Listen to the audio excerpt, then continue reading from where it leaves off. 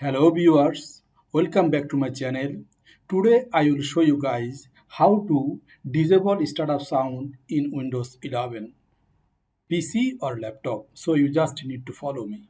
First of all, please click on Start menu. After then click on Settings. Under Settings menu, please click on Personalization. And from right side, please click on Themes. Under, under Themes option, please click on Sounds and sound window. You see that play Windows instead of sound. You just need to uncheck this and apply OK. Your laptop or PC instead of sound will be disabled.